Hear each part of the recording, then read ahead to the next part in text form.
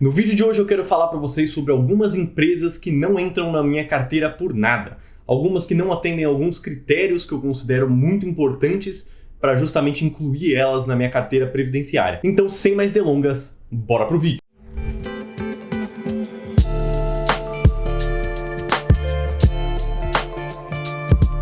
Fala gente, tudo tranquilo? Sejam bem-vindos a mais esse vídeo aqui.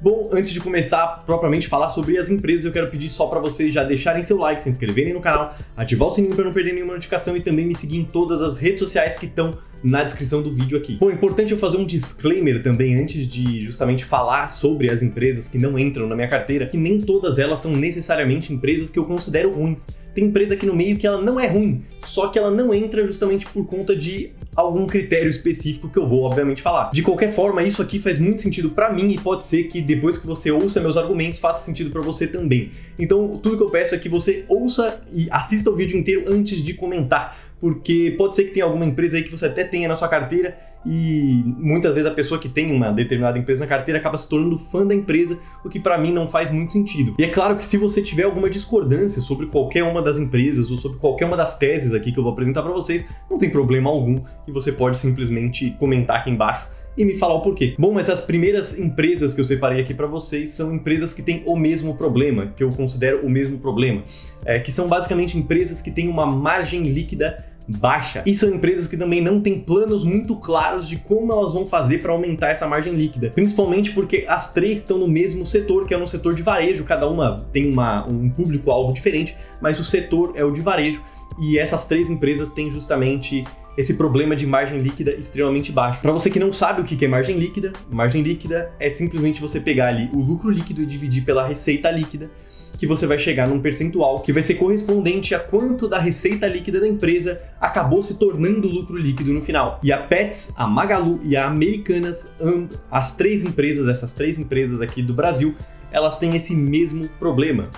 Todas têm a margem líquida extremamente baixa. Porque no setor de varejo, via de regra, ganha quem tem o melhor preço. Então sempre as empresas desse setor vão ter que sempre abaixar os seus preços, abaixar as margens o máximo que elas conseguirem, justamente para conseguir novos clientes ou conseguir manter os clientes fiéis.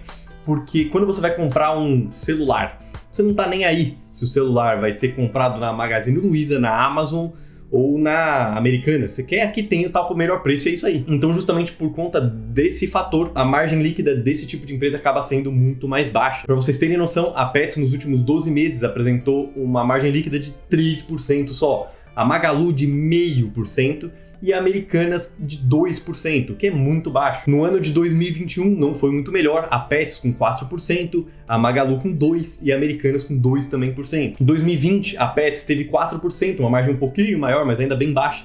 A Magalu 1% e a Americanas teve uma margem líquida negativa. Ela nem conseguiu justamente ter lucro líquido no ano de 2020. Agora, outro tipo de empresa que também não entra na minha carteira previdenciária são as empresas comoditizadas, que dependem muito, justamente do ciclo de commodity. Bom, para você que não sabe o que é uma commodity, nada mais é do que simplesmente um produto que tem um preço de negociação que não depende de outros tipos de fatores, além de simplesmente ao preço de oferta e demanda internacional. São produtos que são iguais se você comprar aqui no Brasil ou comprar na Alemanha, tanto faz, o preço é sempre vinculado à oferta e demanda internacional. Três empresas desse tipo também que não entram na minha carteira são, por exemplo, a Vale do Rio Doce, que é extremamente atrelada ao minério de ferro, a SLC Agrícola, que nem é uma empresa ruim, ela é uma empresa boa do setor, só que ela não entra na minha carteira justamente porque ela é extremamente atrelada a commodities agrícolas no geral, várias commodities agrícolas diferentes. Então, por conta disso, ela acaba não entrando também, não tendo espaço para entrar na minha carteira previdenciária, porque as commodities são bastante cíclicas também,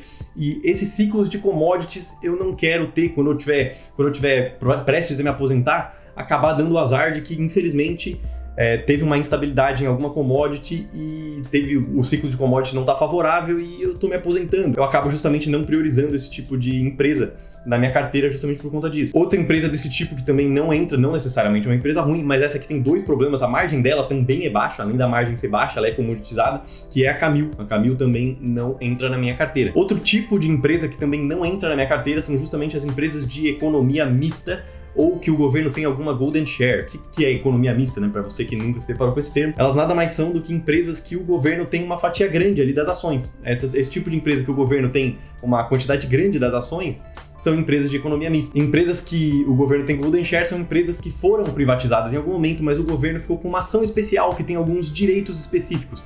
Se você não sabe o que é uma golden share, eu vou deixar um link aqui no card que eu explico justamente o que é uma golden share em mais detalhe. Algumas empresas desse tipo são justamente a Petrobras, que além de ter o problema de ser vinculada a uma commodity, que é o commodity petróleo, ela também tem 50% de participação do governo. Outra empresa desse tipo é o Banco do Brasil, é um banco que tem 50% de participação do governo, que também não entra na minha carteira. O problema da empresa ter uma participação do governo é porque o governo em muitos momentos vão usar simplesmente política para determinar coisas dentro daquela empresa. E a política não é uma coisa que é muito interessante para ser utilizada dentro de uma empresa, né? Porque a empresa acaba muitas vezes sendo prejudicada e o acionista acaba sendo muito prejudicado por conta de simplesmente ações políticas que não têm interesse com os outros acionistas ou tem um interesse legal para a empresa evoluir, para ela ser mais transparente, para ela ser melhor, para ela ser mais lucrativa.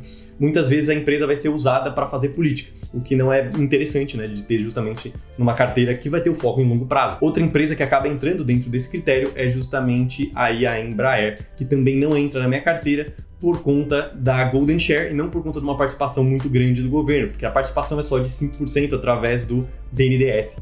Mas não é, o caso da Embraer não é por causa desses 5%, e sim por conta da golden share que o governo tem. Mas bom, basicamente é isso por esse vídeo, são essas as empresas aí que eu não teria em carteira. Tem outras que se encaixam também dentro desses fatores, essas 9 empresas foram só exemplos em cada um dos fatores.